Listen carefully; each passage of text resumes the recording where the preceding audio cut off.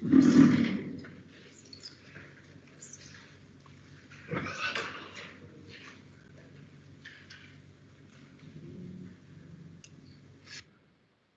everybody. Is that working? Hey, could be a bit louder. Can we make it a little bit louder, please, Ashley?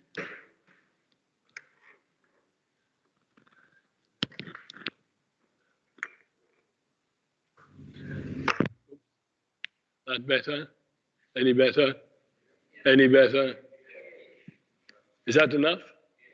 Okay. Well, morning, everybody, again. Lecture number 4. This one I entitled All Power Corrupts. And I'm sure you know this is a reference to the famous saying that all power corrupts and absolute power corrupts absolutely. And Napoleon may well be a classic case, of this dictum. Now, when he seized power in 1799, France was still at war with the so-called Third Coalition. There were either 5 coalitions or 8 coalitions sort of put into the field against France in this period, depending on how you count a coalition. And you may remember that his first act after becoming first consul was to confront the Austrians in Italy, which led to that perhaps rather lucky victory at Marengo that we talked about 2 days ago. And in 1801, the Austrians signed a peace treaty with France. Now, most of the other smaller states had been knocked out of the war in 1799, and the possibly insane Tsar Paul, whose heart had never really been in it, took Russia out of the war. Now, that's approximately, as the board has it, what the borders of the large states were in 1802. Now, that meant that the only country with whom France remained at war now was Britain. And in 1802, Britain and France signed the Peace of Amiens. Now, in spite of all the French love of gloire, which by and large had been so well served during the Revolutionary Wars, the Peace of Amiens was probably the most popular move Napoleon ever made. It was also, incidentally, just as popular in Britain, where it was greeted with illuminations and fireworks, believing that the hated income tax would now be withdrawn. You may know that income tax did not exist until this time, when it was a special levy was imposed in order to pay for the war. Anyway, people believed that the income tax might now be withdrawn and that it might lead to a reduction in the price of grain and in the revival of markets which were lost during the wars. And here is how the British press received this treaty. And the cartoon is entitled The First Kiss. You may be able to see that at the bottom. And in the cartoon, Monsieur Francois says, "Madame, permit me to pay my profound esteem to your engaging person and to seal on your divine lips my everlasting attachment." To which Britannia replies, "Monsieur, you are a truly well-bred gentleman, and though you make me blush, you kiss so delicately that I could not refuse you, although I am sure you will deceive me again." So this is a sort of a snide reaction to the peace treaty. And in Britain, the peace treaty was regretted almost immediately as a bad bargain. And it had been signed in an atmosphere of mistrust, and it was broken almost immediately by both sides. By May 1803, a mere 14 months later, the British declared war on France again, citing as its reason French aggression in the Helvetic Republic, that's what we now call Switzerland. Now, in those 14 months, between March 1802 and May 1803, you might have expected Britons to maintain a watchful distance between themselves and their unreliable neighbor. Far from it. they flocked across the Channel in their thousands. Almost every Briton of distinction, no matter in what field, aristocrats, churchmen, businessmen, military figures, writers, poets, scientists, diplomats, all poured into France. And the French, of course, had an easy explanation for this. They said, all the idle captives of the land of fogs shook their damp wings and prepared to take their flight towards the regions of pleasure and brightness.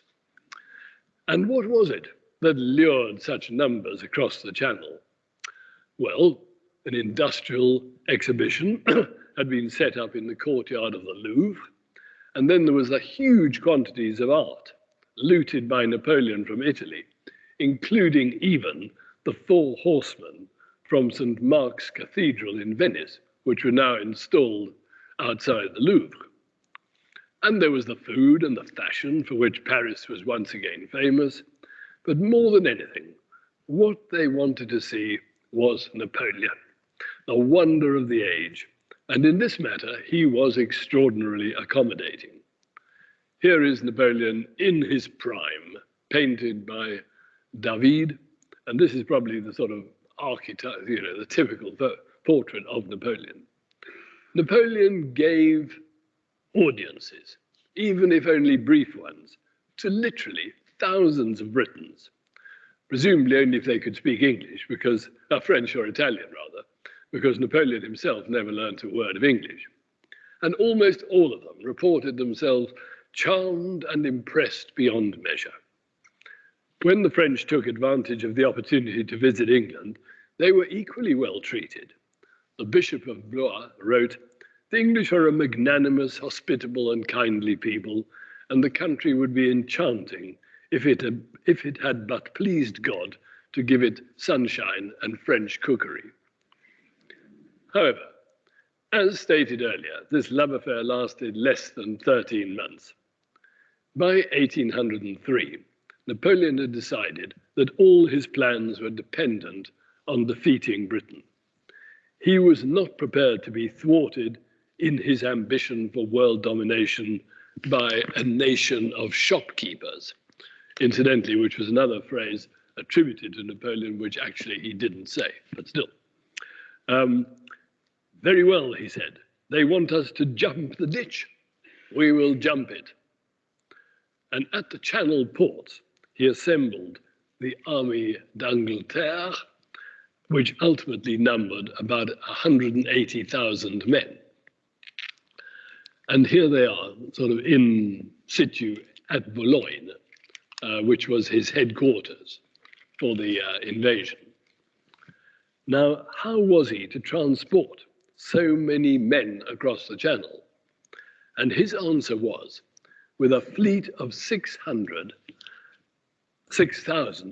flat-bottomed barges, each of which could carry 200 men. So 6,000 flat-bottomed barges, each of which could carry 200 men. Let us be master of the Channel for 6 hours, he said, and we will be masters of the world. Interestingly, they conducted a rehearsal in May 1804, in Napoleon's presence, in which all the soldiers involved were drowned. Napoleon was not deterred. And interesting, there was a parallel there with the rehearsal for D-Day at Slapton Sands in Devon. Some of you may know this, in 1944, when 750 American servicemen were lost in the sort of rehearsal for D-Day. Of course, that didn't stop D-Day, and the drowning of these soldiers didn't stop Napoleon's plan either. He also entertained the possibility of an aerial invasion and appointed Madame Blanchard, the famous balloonist, as aeronautist in chief. And her advice was, and it doesn't sound like rocket science, that as the prevailing winds tended to be westerly, a balloon-mounted invasion would be impractical. Strangely, he doesn't seem to have thought of reviving his earlier idea of a peacetime tunnel under the Channel, which was actually started in 1802 and reached a distance of 1.2 kilometers. And here you see what a tunnel under the channel might have looked like in 1802. Horses clip-clopping along under the sea. So, to go back to the invasion flotilla gathered in Boulogne, in 1805, he ordered his fleet to decoy the British fleet away with a feigned attack on the Caribbean. This is a very well-known episode, and some of you may know much more about it than I do. And with better seamanship, it might have worked. But now that the French and the Spanish fleets, which had previously been distributed over several ports in the Atlantic and Mediterranean, had come together as a single unit, they were much easier targets for the British Navy. And as you know, Admiral Nelson caught up with his prey off the southwest coast of Spain, and in just over 4 hours, altered the course of the Napoleonic Wars. And here is a sort of mock-up of how the battle was fought. As you can see, the French are on the right-hand side, and the British are attacking them at right angles, which was thought to be very unsporting. And the French afterwards claimed that they'd been sort of cheated out of victory. Actually, it's a huge risk to go front on into a fleet sort of drawn up to attack you. But Nelson, of course, was a great practitioner of taking high-risk action. Now, Trafalgar put an end to any hopes of defeating Britain by military means. And Admiral Jarvis said to the Admiralty, "I do not say, my lords, that the French will not come. I only say they will not come by sea." So, at first, Trafalgar seemed of only minor importance, because by then Napoleon had already heard more urgent news, and that was that the Russian and Austrian armies were converging in Central Europe. Napoleon, with a sigh of relief, one suspects, because he didn't really understand the sea or seamanship, decided to break off the invasion and concentrate on the land war. And it's interesting to note how Napoleon funded this very expensive operation, and it was by selling Louisiana. Do you know about this? The Louisiana Purchase. And this, the land in the center, the sort of lighter colored, that was claimed by France, and that was sold to the United States for 68 million francs, equivalent of about $600 billion today. And it's interesting that the USA found this money by borrowing it from the British bank Baring Brothers in its pre-Nick Leeson days. Now, this campaign was the one which provided Napoleon with his most stunning victories over the Russians and the Austrians at Austerlitz, and then his crushing defeat of the Prussians at Jena and Auerstadt in 1806. And he believed himself to be so close to world domination that the temptation to remove the one last stumbling block was too good to resist. But there was slightly more to it than that. Napoleon believed that it was British diplomacy and British subsidies that kept his continental enemies in the field, and that was, to a certain case, true, what the French called the golden cavalry of St. George. In other words, the funds for their continental allies. So, in 1806, Napoleon issued what were called the Berlin Decrees. And listen carefully, because this is what it amounts to. They prohibit all communication or commerce with the British Isles. British shipping was forbidden from entering any European port, and all European ships were forbidden from sailing to any British territory. Anyone violating the decree was liable to confiscation of their ships and cargoes. So what Napoleon was doing was simply putting the whole European continent out of bounds to British trade. It was what came to be known as the continental system. And roughly speaking, the countries, some of them were willing allies and some of them were unwilling allies. But effectively, between 1807 and 1812, actually, the whole of the continent was officially out of bounds to British shipping. Well, to make it work, the most indispensable factor was, of course, the support of the local population. And with the support of local populations, there was a real possibility that Napoleon's dream might come true, as he put it, of British vessels laden with useless wealth wandering around the high seas where they claimed to rule as sole masters, seeking in vain from the Sound to the Hellespont for a port to open and receive them. That was how Napoleon would have liked to have thought of it. British ships laden with goods, but nowhere to sell them. However, without the support of local populations, it would require a constant vigilant regime of policing and customs posts. And of course, large areas of Europe, the Netherlands, the Baltic, Portugal, and the Western Mediterranean were heavily dependent on trade with Britain. And those areas very soon raised the process of smuggling to a high art. Now, to combat smuggling, in most European ports, there had to be a French garrison, and there had to be a French customs officials who monitored the movement of every ship. And the result of that was, and you can see how obvious this is, that the areas which had once supported Napoleon, or at worst been neutrally tolerant, began to overturn their allegiances. Nothing did more to turn Europe against him than the continental system. And both of his most disastrous foreign escapades, the Peninsular War, that's the Iberian Peninsula, and the Russian campaign, were direct results of an attempt to impose the continental system on rebellious former allies. Now, you might well be thinking, why did someone as brilliant and logical as the young Napoleon, and remember that when he published the Berlin Decrees, he was only 37, same age, incidentally, as President Macron when he was elected to office, why did he not anticipate that problem and take steps to avoid it? Or, you might ask, why did nobody warn him against this obvious development? Well, yesterday I quoted Professor Cobham to you, and on that score, Cobham says, whereas at first Napoleon had gathered around him a collection of the ablest men in France, his later appointments were increasingly influenced by favoritism and court intrigues. He now wanted flunkies, not advisors.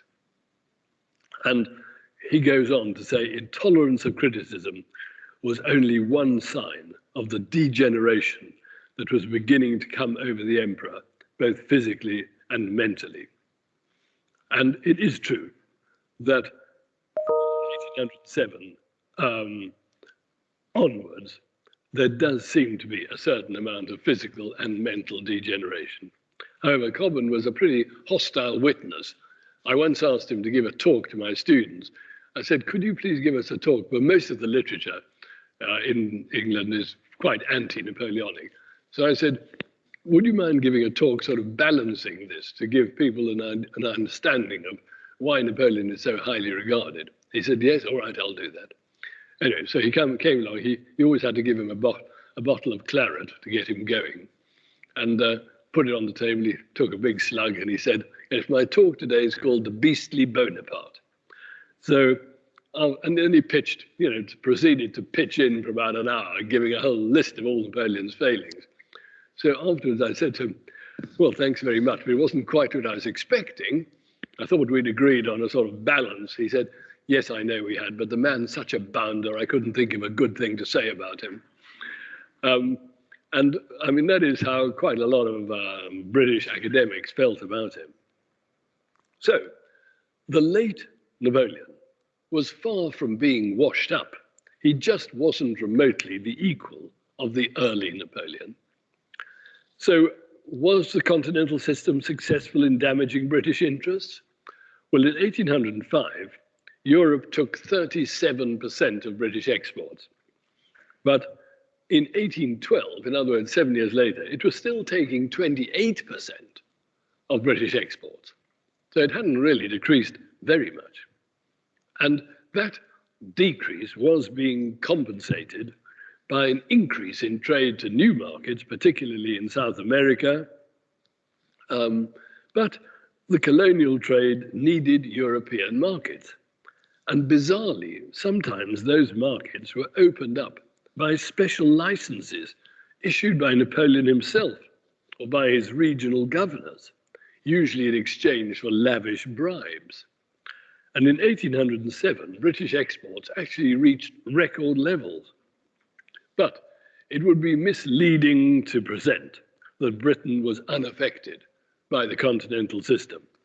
In 1810, the USA broke off relations with Britain over its policy of stopping and searching neutral ships.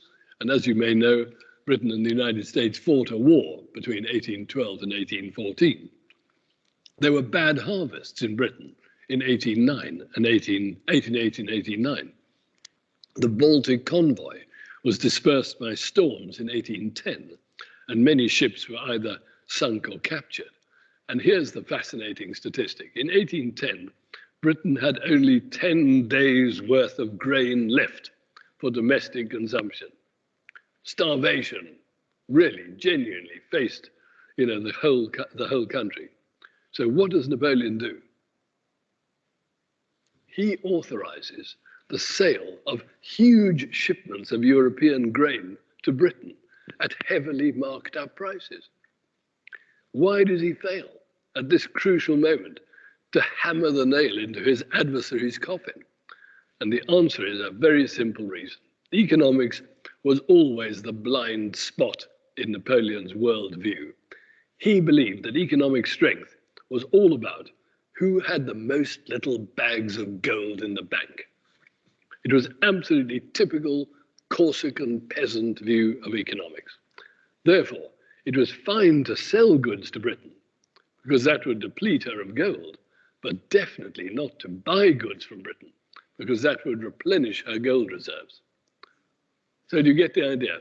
He's actually failed to understand really the sort of implications of his own system.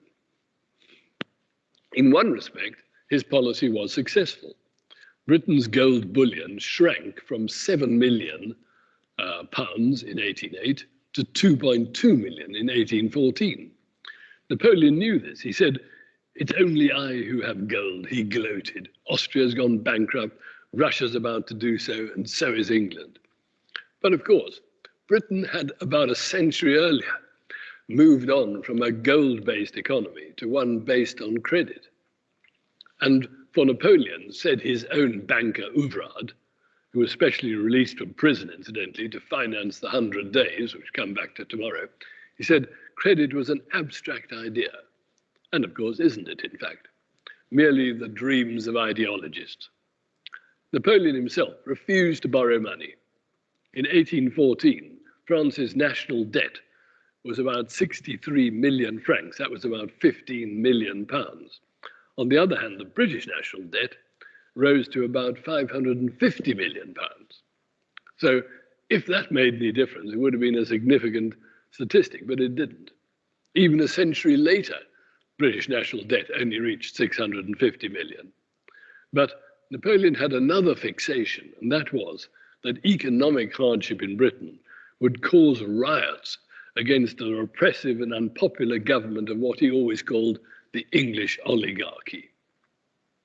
So, from what we've said so far, one might think that it would follow that the French economy suffered from the continental system as much or more so than the British. However, it did not. And that was because the continental system wasn't just a device for defeating England, but also for promoting French economic supremacy throughout the continent. For example, elaborate tariff barriers were set up to favor the movement of French goods.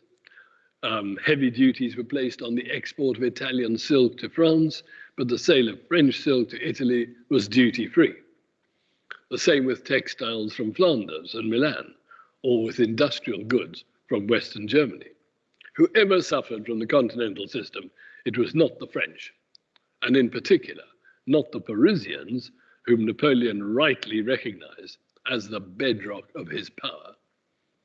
He lavished attention on the capital, partly as a political precaution, but partly because he believed that it ought to reflect his own status as the greatest ruler on earth. And it was during his reign that the Arc de Triomphe was started, and what later became the Church of La Madeleine, which you probably all know, was built as a temple to military heroes, and guess whom was expected to occupy the prime place. He also built the wide and handsome Rue de Rivoli to improve the circulation of traffic. He made important improvements to the city's sewage system and water supply. He added 3 new bridges to the city's existing 6, the Pont des Arts, the Pont d'Austerlitz, and the Pont de Jena. And here is the Pont des Arts, which was built in 1802. Now that was in the news about 18 months ago, you may remember, because it was on the point of collapse, do you remember? And what was it that was going to cause the collapse? Was it, sorry? Padlocks, that's right. And there you see them. So it wasn't a kind of criticism of French engineering. It was just a sort of, anyway, what they've done now, as you may know, they've taken the padlocks off. The bridge is still there, but the padlocks have gone. And it was called the Pont des Arts, incidentally, because it linked the Institut de France with the newly christened Palais des Arts, which was actually a wing of the Louvre Palace. And the palace was needed to house all the treasures that the French armies had looted from Italy. When they first arrived in Paris, there were so many that it took a day and a half to parade them through the city streets. The Palais was soon renamed, this is the Louvre, in other words, was soon renamed the Musée Napoleon, and Vivant Denon was appointed as its first director. And Denon was one of the greatest art thieves in history, and he barefacedly justified the pillage by saying that the French were the only people who had the sensitivity and knowledge to care for them properly. No wonder that the Parisians were amongst Napoleon's most devoted supporters. So, it's difficult to quantify the precise contribution made by the continental system to Napoleon's decline and fall, but it's a very substantial one. It was certainly directly linked to the 3 most damaging political miscalculations of his reign. The first was what came to be known as the Peninsular Campaign. And the Peninsular Campaign, when we talk about the Peninsular Campaign, that's the Iberian Peninsula of Spain. As we said earlier, the continental system was particularly hard on countries whose trade was closely linked to Britain. And some of them, like present-day Belgium, were too close to France to risk defiance. But in faraway Portugal, which was heavily dependent on their trade with Britain in wine, cork, salt, and oil, they decided that the risk was worth taking. Now, the Portuguese trade must have amounted to a drop in the ocean in the whole scheme of European commerce. But Napoleon was outraged. How dare this tiny upstart kingdom defy the master of Europe? He immediately made plans to capture and control all the ports in the Iberian Peninsula. Now, the French invasion of Portugal gave the British the excuse they had been looking for to start a small-scale diversion against Napoleon, which would be suited to their very small-scale army, while hopefully sapping the enemy of money and men. The British didn't need any excuse to come to Portugal's aid, because they already had one, and that was the Anglo-Portuguese Treaty of 1373. So in other words, we're going back 450 years, which bound both nations in a treaty of perpetual friendship. And it's usually regarded as the oldest treaty in the world. But an unexpected turn of events was about to come to the aid of the Portuguese. You couldn't conduct operations in Portugal without marching through Spain. Now, Napoleon didn't take long to decide that King Charles of Spain and his son Ferdinand were too incompetent and unreliable to work with. And here's a portrait of the royal family, as somebody said, looking like the corner baker and his wife after they'd won the lottery. So he invites both of them across the border to friendly talks. And there he gave them the surprise news that both of them had abdicated, and instead he was installing his brother Joseph on the throne of Spain. And he'd had his own way for so long that he dismissed any possibility of resistance on behalf of the deeply unpopular king and his heir. But to his shock, he discovered that this triggered a nationwide revolt. The whole country rose in revolt from the Pyrenees to Gibraltar. Incidentally, the Spanish royal family actually were Bourbons. They were descended from Louis XIV's, one of Louis XIV's sons and grandsons. So actually they were French, but they'd gone native, if you like. And Napoleon may have been right in assessing that the Spanish army was in no fit state to fight a war, a guerra, but the Spanish people didn't shrink from fighting a little war, in other words, a guerrilla. And guerrilla warfare, as has often been said, is as old as prostitution, but it was never before used to such good effects as against the French troops in Spain. Napoleon ranted at his CIC in Spain. He said, "Do you mean to tell me that 240,000 troops can't suppress a few peasant brigands?" However, those 240,000 troops, often of inferior quality to begin with, were constantly being depleted to supplement more important campaigns in Central Europe. The French expertise in artillery was irrelevant in this mountainous terrain, which also made it impossible for cavalry to operate. Now, this is probably a slightly dramatized sort of impression of what the fighting was like, but in a way it explains the point. To live, the French armies had to disperse, and once they were scattered, they were easy prey for the enemy. As Napoleon said, "God, what a country to fight in. A large army starves and a small army is cut to pieces." The British government decided to enlarge the war by sending troops to Spain. They didn't have enough to call it an army, so as in the First World War, they called it the British Expeditionary Force. And it wasn't a top-ranking appointment, so they placed it under a 39-year-old who was only a lieutenant general. But he would go on to become possibly the most famous soldier in British history.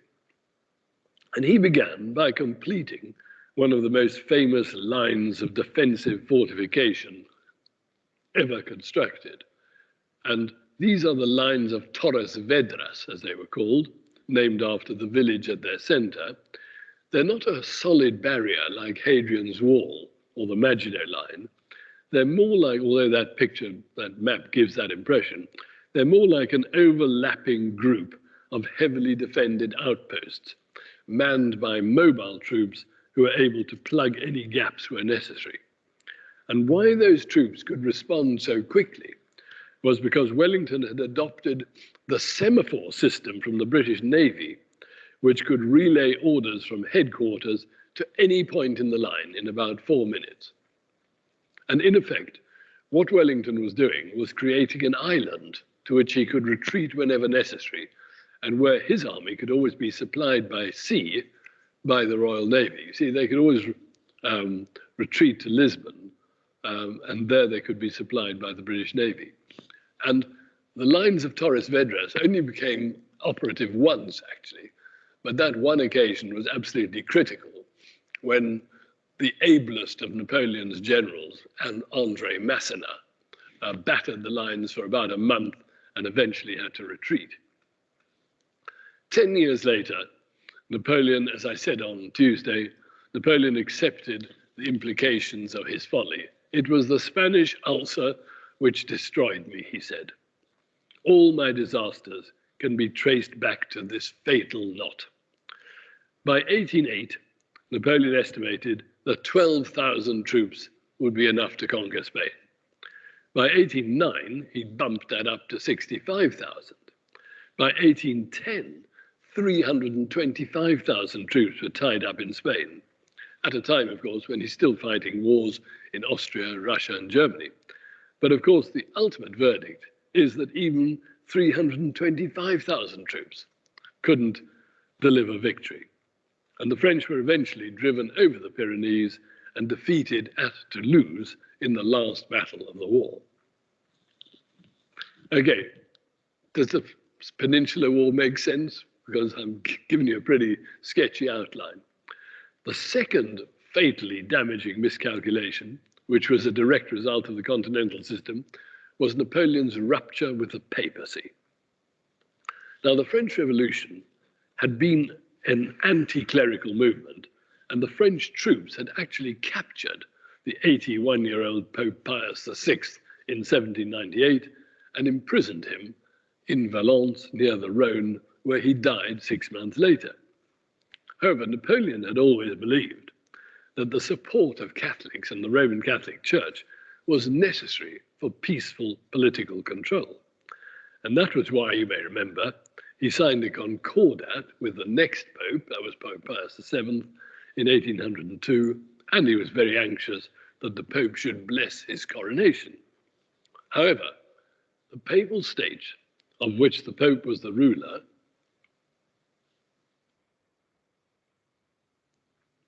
what's happened, actually? Why aren't we getting an advance here? Seems to have stuck. We should to go on to the next slide.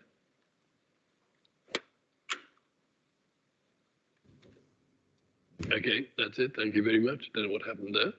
Thank you. Anyway, the Papal States, of which the Pope was the ruler, had a long and permeable coastline. Can you see the Papal States at the bottom right? Those are the territories of which the Pope was the sort of physical ruler. And once the continental system had been promulgated, this coastline proved to be a prime area for smugglers and unofficial trade. In exasperation, Napoleon ordered French troops to occupy Rome in 1808, and in 1809, he annexed the entire Papal States to the French Empire. In effect, they just became another department of France. And the mild Pope protested by excommunicating all those who had injured papal interests, although he didn't actually mention Napoleon by name.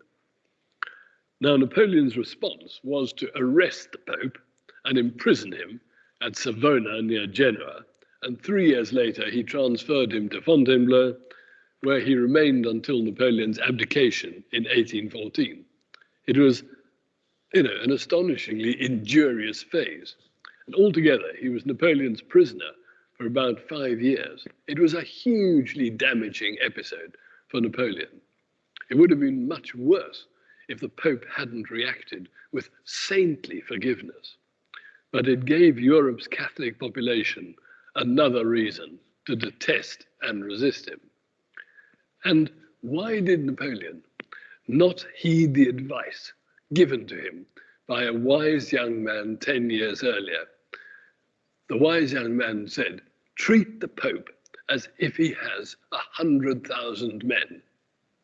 Get the idea? Treat him as though he's the commander of an army of 100,000 men. And which wise young man was it that said that? Of course, it was the young Napoleon. That was what he had said 10 years earlier. And the failure of the older Napoleon to heed it is just another symptom of the physical and mental degeneration which we alluded to earlier. And of course, the third calamitous miscalculation resulting from the continental system was Napoleon's decision to go to war with Russia in 1812. Now, this is perhaps the best known episode in the whole of Napoleon's career, and it's been endlessly dramatized in novels, theater, opera, music, and paintings. War and Peace, dozens of other similar novels. And it's a great story. You could easily take up a whole lecture session in itself. And I'm just going to talk about the aspects which refer to this topic. And when Napoleon crossed the Russian border in 1812, he had with him the largest army ever assembled, about 600,000 men. But the bizarre thing was that his quarrel was not really with the Russians. Even as he crossed the border, he was writing to Tsar Alexander, inviting him to discuss peace terms and to rejoin an alliance against Britain. Tsar Alexander very properly declined to answer his letter. Writing to Alexander from Moscow, Napoleon said, "I've made war against your majesty without animosity. If your majesty still conserves for me some remains of your ancient sentiment, you will take this letter in good part, other than the fact that I have 600,000 troops in your country." Napoleon's quarrel was with Britain, and the whole purpose of this ludicrously misconceived enterprise was to coerce Russia into complying with the continental system. And when questioned by an advisor about Russia's hugeness, he replied, "A single blow delivered at the heart of the Russian Empire, at Moscow the Great, Moscow the Holy, will in an instant put that whole blind and apathetic mass at my mercy. I know Alexander," he said. "Perhaps he will yield at the mere sight of the Grande Armée. If not, let Russia be crushed under my hatred of England." Now, fascinatingly, 130 years later, Hitler expressed almost the same sentiments. When he was warned, "Are you sure it's a good idea to attack Russia?" he said, "We only have to kick open the door and the whole rotten structure will come tumbling down."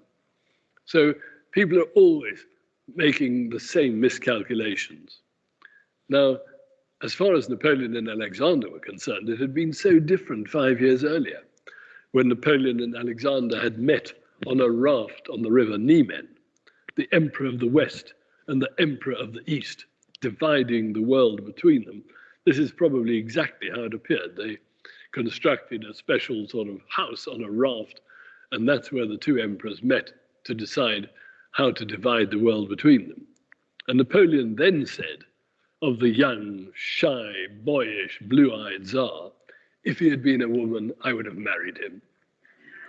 The Tsar was equally infatuated. He wrote to his sister, "To think that for 3 hours I was alone with him," capital H.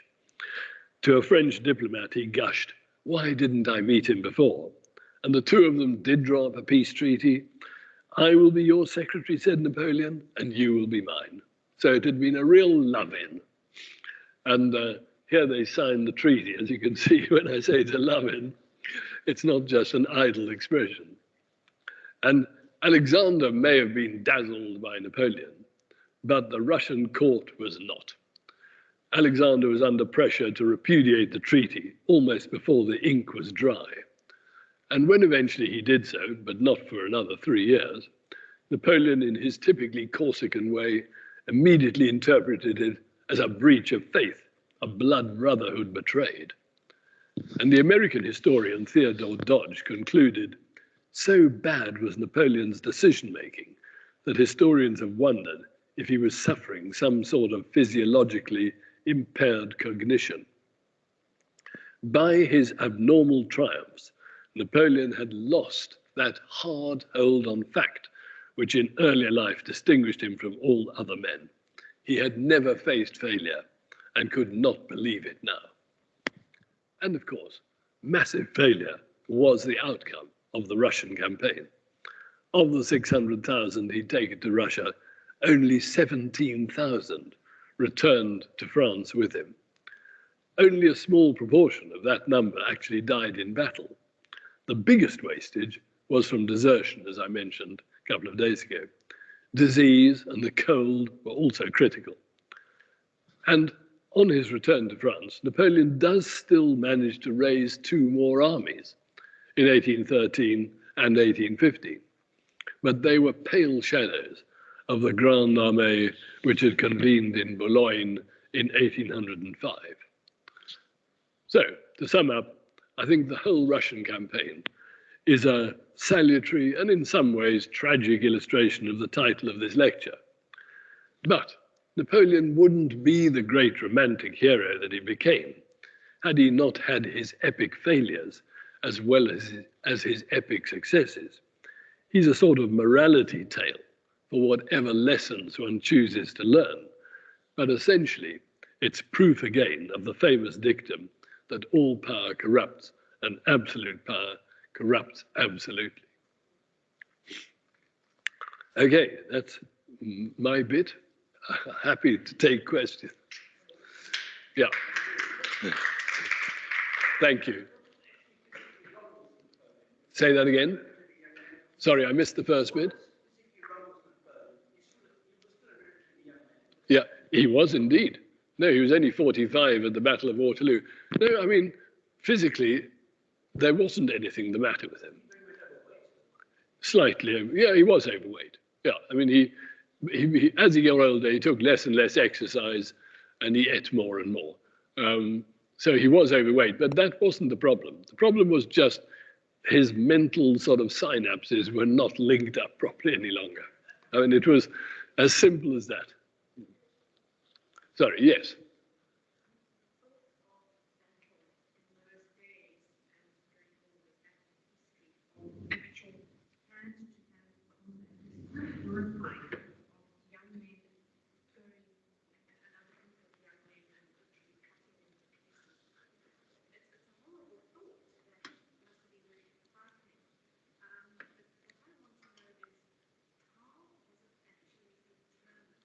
In Napoleon's context, that a battle had been won.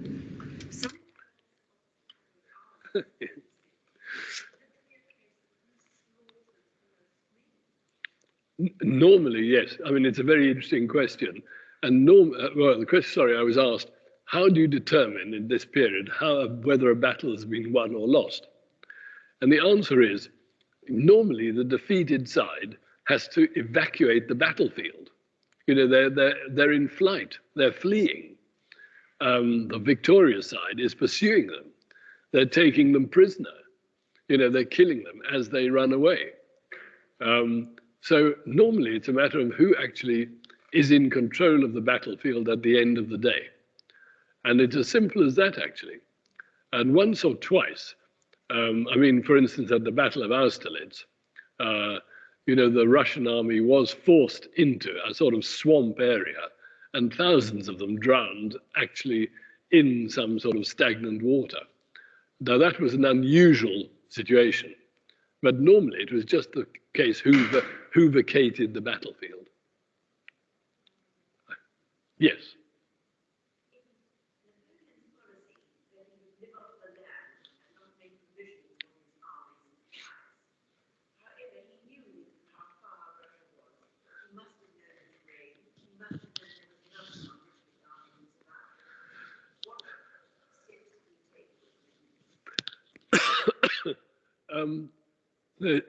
Also a very good point, and just, oh, sorry.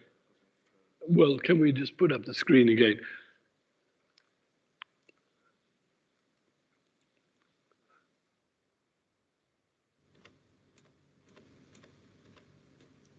Yes, the question I'm asked was, as Napoleon knew that he had to live off the land, how did he hope to do that, you know, given the huge distances and problems involved in Russia? Well, for a start, he wasn't expecting to live off the land in the same way that he had in 1797, when he could simply buy produce from Italians in Piedmont. But on the other hand, of course, in Poland, you know, which is the blue enclave in the middle of Russia there, he had loyal support. So the Poles could supply him with quite a lot of food, and of course, with bases quite far into Russia. And so he's hoping that with a combination of taking more than he used to take and being supplied by a quite sort of close ally, that he would be able to sort out that problem. But in fact, it wasn't the overriding factor in his defeat. They did manage to supply the army, But of course, they couldn't keep it free of disease and of other related illnesses. But that was how he was planning to do it. And of those 600,000, about 120,000 were what we would call commissariat. In other words, you know, people in the supply lines and the commissariat and so on.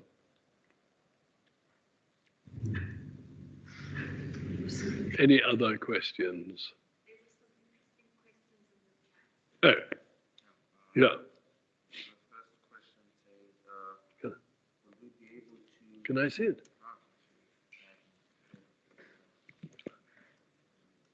It's all right. I can see it here.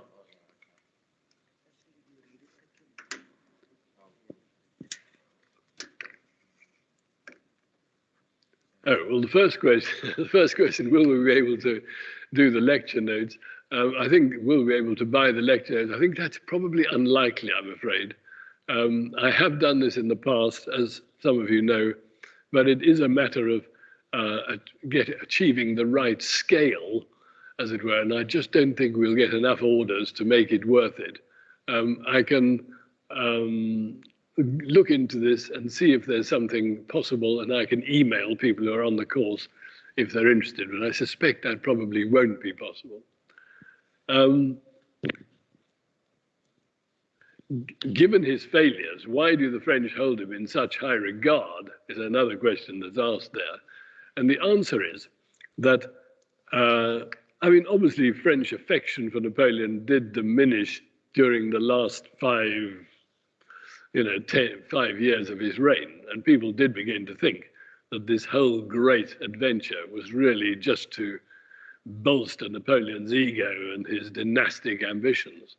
But on the other hand, they never lost their affection for this great adventure, this huge sort of romantic kind of episode in their history, when they had been absolutely at the heart of the world affairs. And, you know, Napoleon, he had, of course, he suffered a decline when he's on St. Helena, but very soon after St. Helena, you know, the Napoleonic legend is still rising again. And that's what we'll talk about to some extent tomorrow. Yeah.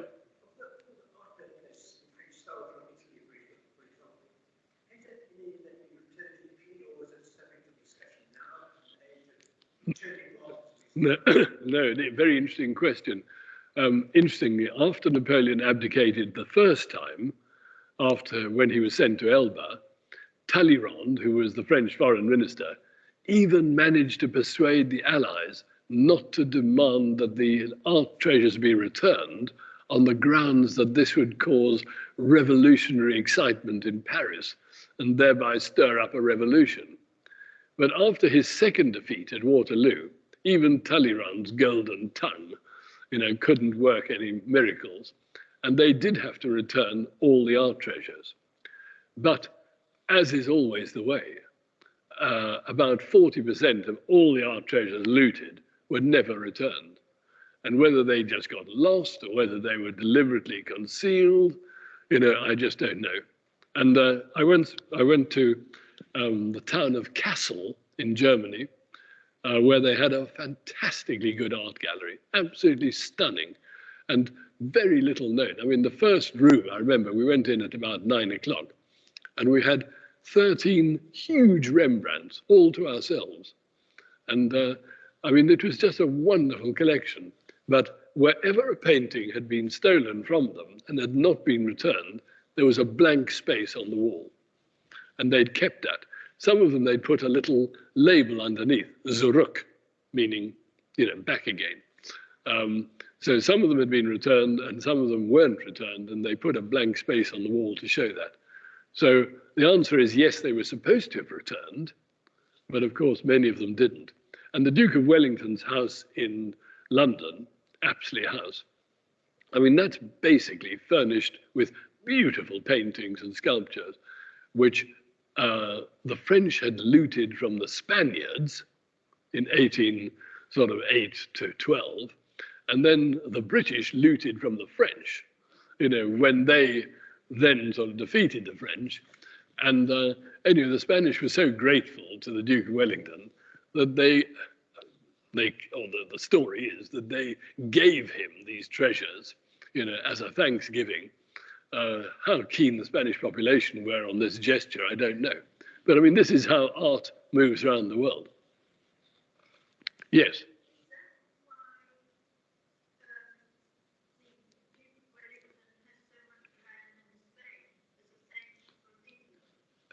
As a thank you from Spain.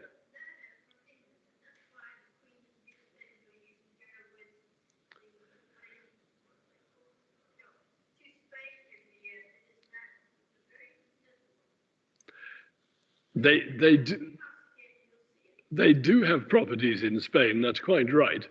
But I always assumed that they'd been given to them by the Spaniards. Why could the English couldn't give them, had no right to give them land in Spain? You'd think. Yes.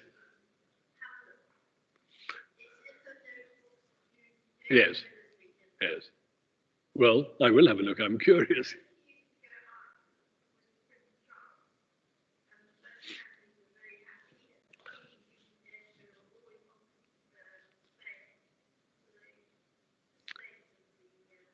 Yes.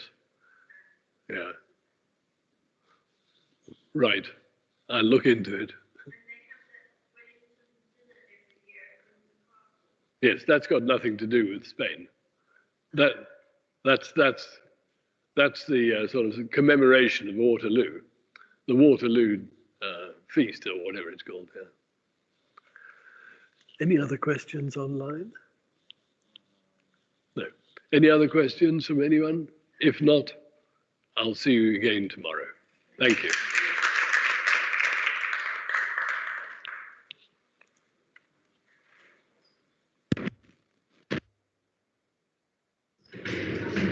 Thank you very much, Ashley.